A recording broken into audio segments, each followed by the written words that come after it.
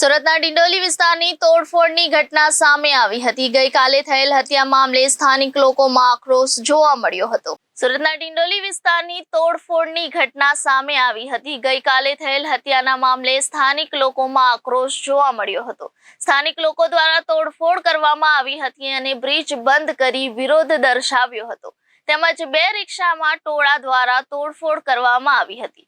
Police કાફલો ઘટના સ્થળે પહોંચ્યો હતો અને પોલીસે લોકોના ટોળા હટાવી મામલો થાળે પાડ્યો હતો।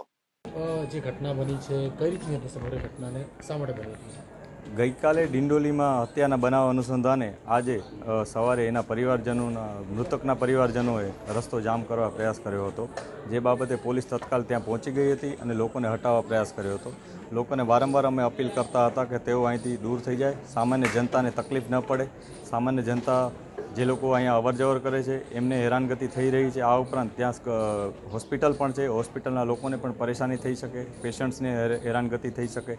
આ પ્રકારના વારંવાર અમે સમજાવટ કરી રહ્યા હતા, પરંતુ તેઓ સમજીને નહીં રહ્યા હતા અને કેટલાક લોકો તેઓને મિસગાઈડ પણ કરી રહ્યા હતા।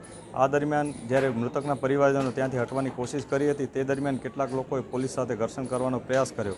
જે બાબતે પોલીસે તત્કાલ કાર્યવાહી કરતાં મિનિમમ ફોર્સ યુઝ કરી અને લોકોને ત્યાંથી હટાવી દીધા હતા અને જનજીવનને કોઈ તકલીફ ન પડે એ મુજબ અમે આખો રસ્તો ક્લિયર કરી દીધો હતો અને લોકોને ત્યાંથી દૂર ભગાડી અને તેઓ ત્યાંથી જતા રહ્યા હતા।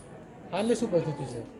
હાલ વિસ્તારમાં સંપૂર્ણ શાંતિ છે। જે મૃતક પરિવાર છે એ લોકો સાથે જ અમે છીએ, એ લોકોને વિસ્તારમાં અમે હાજર છીએ। એ લોકો કોઈ પણ જાતનો કાયદો હાથમાં ન લે એ માટે અમારે વારંવાર એમની અપીલ પણ છે અને તેઓ જે પણ એવિડન્સીસ આપે છે એના ઉપર અમે કાર્યવાહી કરવા પણ અમે એમને ખાતરી આપી છે। Reporter Arvind Rathod, Janadesh news, Surat.